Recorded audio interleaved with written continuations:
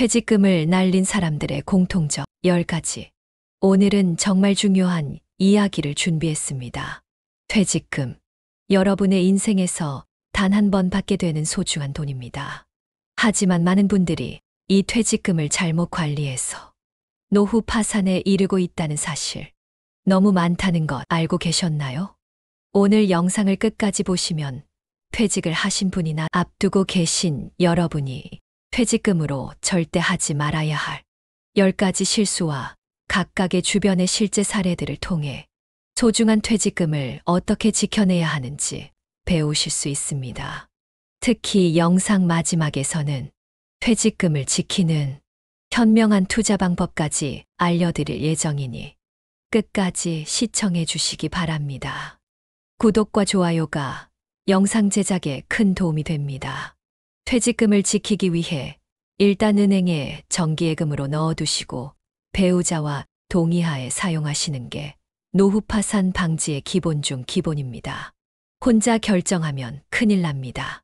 퇴직금을 잘못 사용하는 첫 번째가 바로 자녀 결혼 자금으로 퇴직금을 소진하는 경우입니다.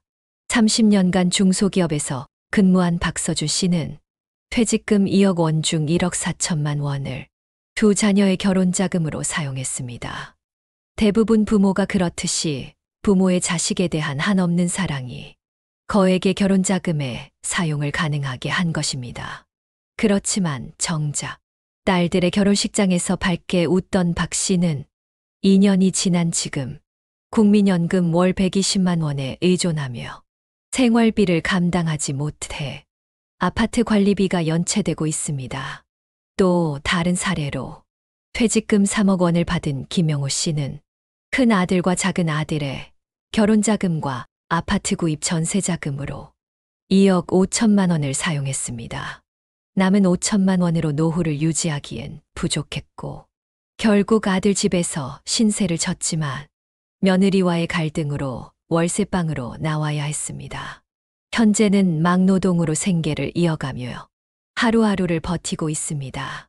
자식들을 위해서라고 생각했던 선택이 결국 자신과 가족 모두에게도 큰 부담이 되었어요. 제가 자립할 수 있었다면 아이들도 더 행복했을 겁니다. 라는 김 씨의 말은 많은 부모들에게 생각할 거리를 제공합니다. 둘째, 무리한 사업 투자입니다. 35년간 직장 생활을 했던 김현우 씨는 퇴직금 3억 원을 받아 프랜차이즈 치킨집을 열었습니다. 초기 6개월은 장사가 잘 됐지만 곧 주변에 프랜차이즈들이 들어오면서 매출이 급감했습니다. 설상가상으로 건물주가 임대료를 40% 인상하면서 2년 만에 가게를 접어야 했습니다. 퇴직금 전액을 잃은 것은 물론 추가로 진 빚 8천만 원을 갚기 위해 73세의 나이에 하루 10시간 막노동을 하고 있습니다. 간호사로 30년간 근무한 박명자 씨는 퇴직금 2억 원에 대출 1억 원을 더해 카페를 창업했습니다. SNS에서 본 예쁜 카페들을 보고 나도 할 수 있겠다고 생각했어요. 라고 했던 박 씨는 새벽부터 밤늦게까지 일했지만 수익이 나지 않았습니다. 코로나19까지 겹치며 1년 만에 폐업했고 현재는 카드빚과 고시원 생활로 고통을 겪고 있습니다. 이처럼 퇴직금을 사용한 잘못된 선택은 노후의 경제적 어려움을 초래할 뿐만 아니라 가족들에게도 큰 부담을 줄 수 있습니다. 금전적 결정을 내릴 때는 장기적인 계획과 전문가의 조언이 필수적임을 잊지 말아야 합니다. 다음은 부동산에 올인하는 투자를 하지 말아야 합니다. 40년간 공기업에서 근무하다 퇴직한 이정수 씨는 퇴직금 4억 원 전부를 지방 아파트 한 채를 사는 데 사용했습니다. 이제 임대 수익으로 편히 살겠다는 기대와는 달리 예상보다 낮은 임대료와 공실률 상승으로 매달 적자를 보고 있습니다. 더욱이 부동산 시장이 침체되며 아파트 가격이 급락해 처분도 어려운 상황에 놓였습니다. 현재는 생활비 마련을 위해 자녀들에게 지원을 요청하는 실정입니다. 또 다른 사례로 퇴직금 3억 원을 받은 최민호 씨는 대출 2억 원을 추가로 받아 상가 건물을 구입했습니다. 그러나 상권이 쇠퇴하면서 세입자를 구하지 못했고 대출 이자를 감당하지 못해 결국 건물을 헐값에 매각해야 했습니다. 이 과정에서 남은 빚 1억 원은 최 씨의 노후를 더욱 어렵게 만들고 있습니다. 이미경 씨는 퇴직금 2억 5천에 대출 3억을 더해 5억 5천만 원짜리 아파트를 매입했습니다. 부동산 유튜버들이 말하는 갭 투자를 따라한 것입니다. 요즘 부동산 가격이 계속 오르는 걸 보면서 나도 한번 해보자 했죠. 모든 사람들이 부동산으로 돈을 번다고 하니까요.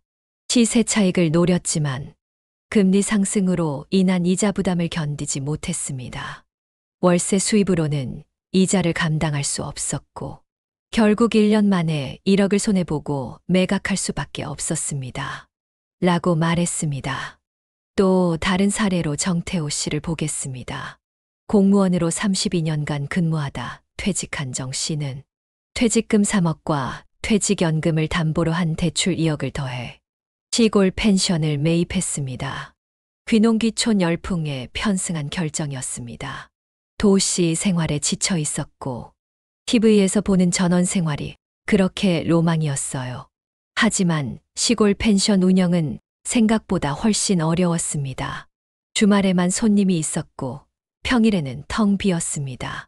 각종 수리비와 관리비는 계속 나갔지만 수입은 기대에 훨씬 못 미쳤습니다.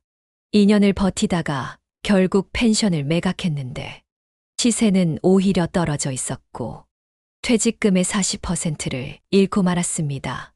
라고 말하고 있습니다. 넷째, 과도한 쇼핑 지출입니다. 30년간 교직에 몸담았던 송미정 씨는 퇴직 후 허전함을 달래기 위해 명품 쇼핑에 빠져들었습니다.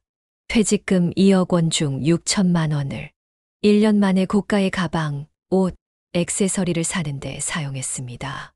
살 때는 기분이 좋았지만 지금은 후회뿐이에요 라며 그녀는 월 생활비 부족으로 신용카드 대출까지 쓰는 상황에 처했습니다.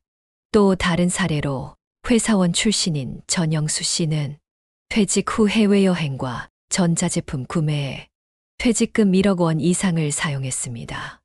현재는 노후 자금이 부족해 아르바이트를 하며 생활비를 충당하고 있습니다. 잠깐의 즐거움이 남은 삶의 부담으로 돌아온 사례입니다. 40년 넘게 일하다 퇴직하신 한미영 씨도 퇴직 후에 허전함을 쇼핑으로 달랬습니다. 처음에는 그동안 못했던 쇼핑을 하면서 행복했어요. 백화점 VIP 라운지에서 커피 한 잔 마시는 것이 그렇게 즐거울 수가 없었죠. 하지만 퇴직금 1억 8천을 1년도 안 되어 모두 써버렸고 지금은 심각한 생활고를 겪고 있습니다. 백화점 VIP 라운지에서 마시던 커피가 이제는 후회의 쓴맛으로 남아있다 라고 한미영 씨는 말합니다. 송영수 씨의 사례는 더 안타깝습니다. 대기업에서 퇴직한 송 씨는 퇴직금 4억을 받자마자 호화로운 소비를 시작했습니다. 3억짜리 수입차를 구매했고 골프 회원권을 샀습니다. 돈이 있으니까 저도 모르게 허세를 부렸던 것 같아요. 고급 레스토랑에서 지인들과 식사하고 명품으로 치장하면서 허영심을 채웠죠. 하지만 고가의 차량 유지비와 골프장 이용료는 생각보다 훨씬 부담이 되었고 결국 2년 만에 모든 것을 처분해야 했습니다. 이어서 5번째로 퇴직금으로 하지 말아야 할 것은 주식 투자에 올인하는 경우입니다.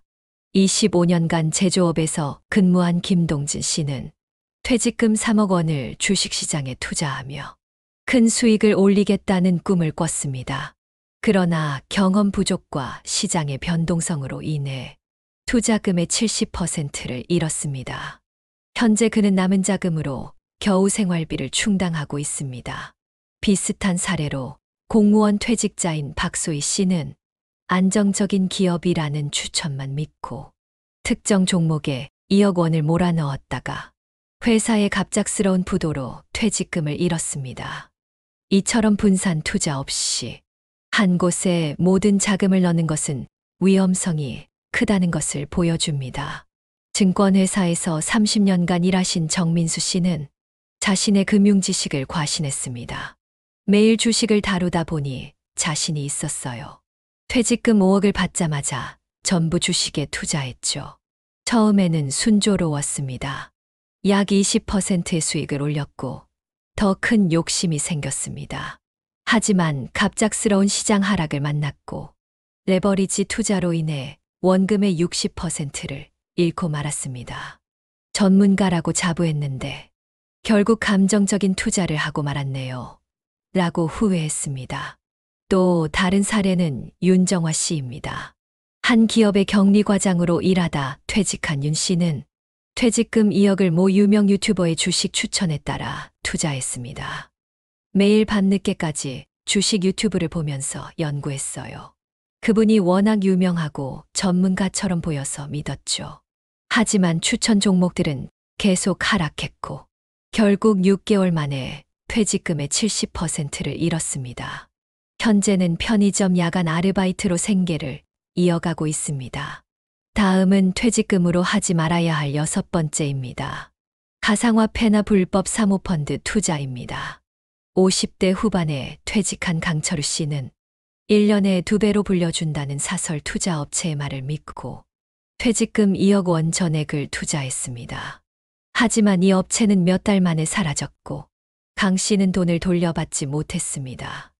또 다른 사례로 주부로 지내던 김윤정 씨는 가상화폐 투자로 노후를 준비하려 했지만 투기성 가상화폐에 1억 5천만 원을 투자한 뒤 시장의 폭락으로 90% 손실을 보았습니다. 이제는 알바를 하며 생활비를 버는 상황입니다.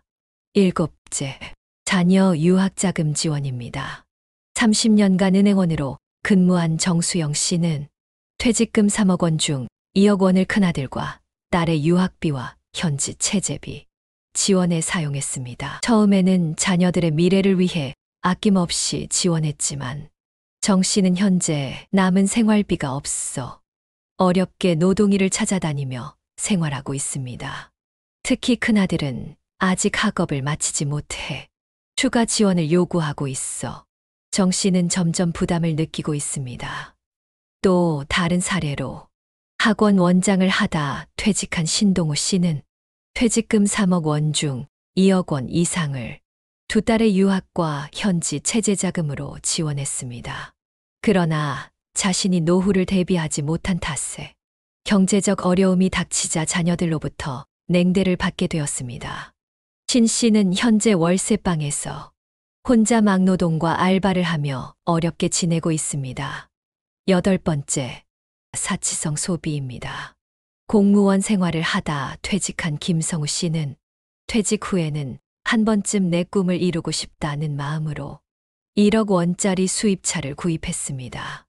그러나 차량 유지비와 보험료가 예상보다 훨씬 높아 퇴직 후 예산을 크게 압박했습니다. 현재 김 씨는 차량을 중고로 팔았지만 감가상각으로 인해 손해를 보았습니다. 또 다른 사례로 교사로 근무하던 박은주 씨는 퇴직금을 받아 해외 럭셔리 크루즈 여행에 7천만 원을 사용했습니다. 여행은 만족스러웠지만 이후 생활비가 부족해 퇴직금을 잘못 사용했다는 후회 속에 지내고 있습니다. 9째, 지인의 사업자금 대여입니다.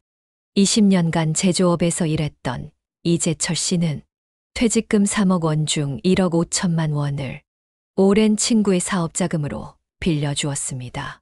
성공하면 함께 나누자는 친구의 말을 믿었지만 사업이 실패하면서 돈을 돌려받지 못했습니다. 결국 이 씨는 친구와의 관계까지 끊어지고 말았습니다. 또 다른 사례로 퇴직 후 자영업을 시작한 박정희 씨는 이웃의 부탁으로 퇴직금 1억 원을 투자했지만 이웃의 사업이 실패하며 원금은커녕 이자조차 받지 못했습니다. 이 씨는 신뢰했던 관계마저 잃었다며 후회하고 있습니다. 마지막 10번째, 퇴직금으로 절대 하지 말아야 할 것은 남의 말만 듣고 무리한 재테크 시도입니다. 30년간 회사원으로 근무했던 김미란 씨는 퇴직금 2억 5천만 원을 주식과 부동산, 가상화폐 등 다양한 곳에 투자했습니다. 하지만 그럴싸해서 투자한 것에서 잇따라 손실을 보며 1억 원 이상을 잃었습니다. 전문가의 조언 없이 시작한 재테크가 실패의 원인이었습니다. 또 다른 사례로 퇴직한 금융권 직원 이준호 씨는 고수익을 기대하며 해외 부동산에 퇴직금 3억 원을 투자했지만 해외 법률을 제대로 이해하지 못해 사기 피해를 당했습니다. 결국 모든 자금을 잃고 현재는 결과모를 소송을 진행 중입니다. 이처럼 퇴직금 사용에는 신중한 계획과 전문가의 조언이 필요합니다. 잘못된 선택은 단순한 재정 손실을 넘어 삶 전체에 큰 영향을 미칠 수 있다는 점을 잊지 말아야 합니다. 퇴직금은 우리의 노후를 지켜줄 마지막 방패입니다. 한번 잃어버린 퇴직금은 다시 모으기가 매우 어렵습니다. 현명한 투자와 지출 계획으로 안정적인 노후를 준비하시기 바랍니다. 퇴직금 관리의 황금률은 배우자와 상의하여 투자 시 공감을 얻어야 하는 것입니다. 굳이 말하자면 안전성과 분산 투자입니다. 전체 퇴직금의 30%는 안전자산으로 40%는 분산 투자가 가능한 금융상품에 20%는 생활비로 사용하고 나머지 10% 정도는 만일에 대비 여유자금으로 두는 것이 바람직합니다. 우리의 노후는 생각보다 깁니다. 지금 당장의 욕심보다는 장기적인 안목으로 퇴직금을 관리해야 합니다. 퇴직금은 우리의 노후를 지켜주는 마지막 안전장치이기 때문입니다. 위에서 살펴본 10가지 사례처럼 잘못된 지출은 퇴직금을 한순간에 날릴 뿐 아니라 삶 전체에 큰 부담으로 작용할 수 있습니다. 자녀 결혼 자금, 사업 투자, 과도한 부동산 투자, 과도한 쇼핑, 주식이나 가상화폐 투자, 그리고 지인의 부탁까지 모든 선택은 신중해야 하고 감정에 휘둘리지 말아야 합니다. 무엇보다 퇴직금은 한번 사라지면 다시 모으기 어렵기 때문에 꼭 계획적이고 지혜롭게 관리해야 합니다. 오늘의 영상이 어떠셨나요? 지혜로 채널에서는 인간관계 노후 준비, 노후 건강 등에 대한 유익한 정보를 제공하고 있습니다. 저희 채널을 구독하시면 여러분의 노후를 더욱 풍요롭게 만들어줄 다양한 팁과 정보를 받아보실 수 있습니다. 좋아요와 구독, 알림 설정도 잊지 마세요. 여러분의 지혜로운 노후 설계를 응원합니다. 감사합니다. 이상 지혜로 채널이었습니다.